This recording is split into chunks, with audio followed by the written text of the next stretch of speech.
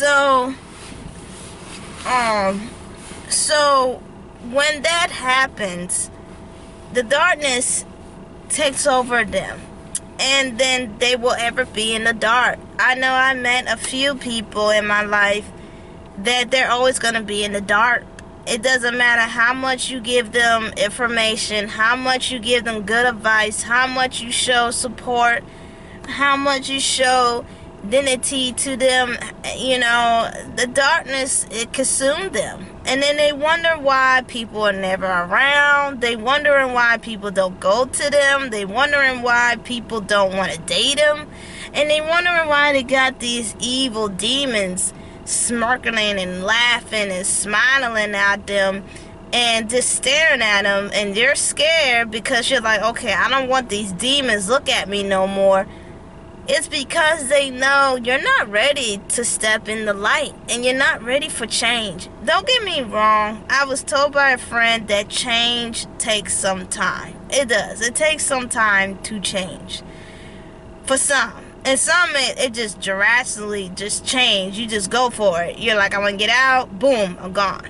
So, sad to say, there are some people, something dramatic, something very horrifying for them to and let go of this darkness to change. And then there's some that actually die in the darkness. I hate to say that, but there are some people who actually die in darkness. It's a real true thing, just like loneliness. People can die being lonely all the time. The third thing I think about is people are searching and finding who they are. I blame social media at its core because of this mess. Because social media perpetuate that everything is perfect, everything is fine. You have to be happy. You have to be fresh and clean. You gotta be very rich. You gotta be this kind of image that you got your stuff together. It's okay if you don't got it together. We're in a crashing economy. We're in a pandemic. People suffering. People are just dying. It's a struggle out here. And even before the pandemic, if you was a hustler and you was trying to get money and you try to do the best that you can, it's okay if you're not like social media. It's okay if you don't have an interesting life. It's okay.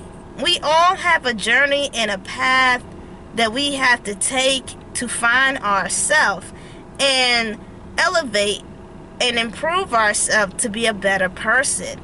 A lot of people who has money, or they made it to fame, or they have status in social media, they can go travel all over the world, meet the new fancy people, famous people.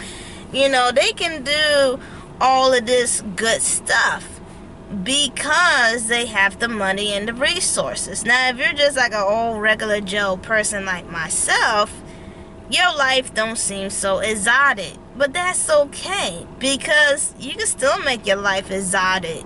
It's up to you how to make your life more exciting or driven or inspiring. Just because all these people have money doesn't mean they have it great. They got people who are thirsty for their pockets. They got people who are chasing clouts if they be around them. They got people around them, they may try to hurt them and harm them because they're jealous.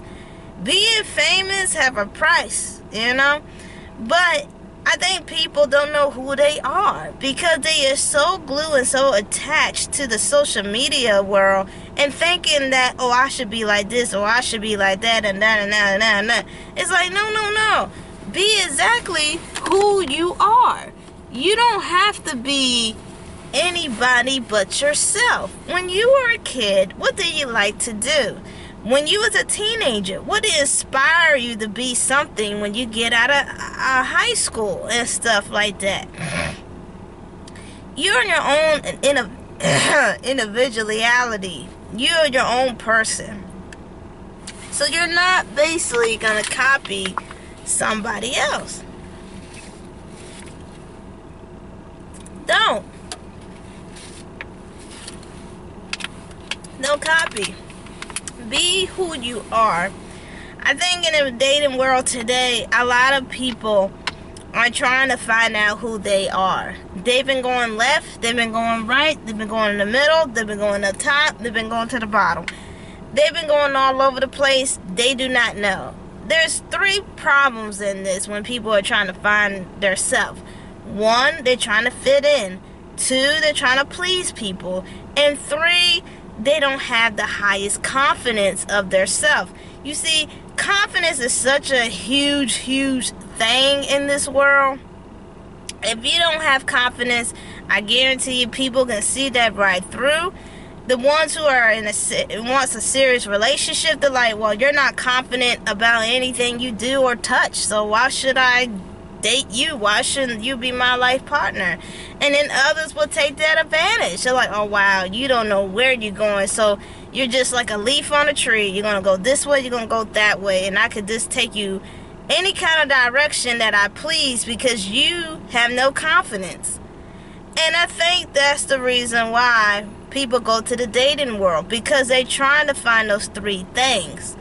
And unfortunately, for people who are looking for a serious relationship and they run to these type of people, they're like, oh my God, you're going through identity crisis because you don't know what you want. You don't know where you want to go. You have no idea what you're thinking most of the time because you're still finding yourself. I think it's a dangerous thing when you try to find yourself in the dating world, because once again, like I said, people can take advantage of you. You gotta understand, there are 2 types of people, or maybe I say 3. There are 3 types of people in the dating world so far I understand. There's the ones who are ready for commitment, relationships, and marriage. They're the ones who like to take advantage of people because they're struggling or they got nothing better else to do and they're just a bunch of assholes. And then the third one are the ones who just want to take care of them all the time. Just want to take care of them all the time. It's too hard to be an adult. It's too hard to pay bills. It's just life is just so hard to be an adult. So I'm going to try to find somebody who's going to take care of me. That's a big problem with the other 2 are, because that's what most people are going to the dating world. For some, so far when I'm seeing so far. And I could be wrong, you can correct me. But when people don't know who they are, it makes the dating pool a lot more complicated. Because now not only you trying to understand who this person is, this person's trying to understand who they are. So, an advice of you don't know who you are yet, especially is really sad if you're in your 20s going on 30 and you don't know who you are. That's pretty damn scary. And it tells me that you're a people pleaser. That tells me you're not comfortable in your own skin. And it also tells me you don't have a high self-esteem. You gotta have that in this world, because if you don't, oh boy, the wolves are coming out to tear you apart.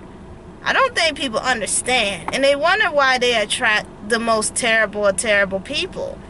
People are like animals too, and they can sniff out blood very quickly if you're not so sure about yourself.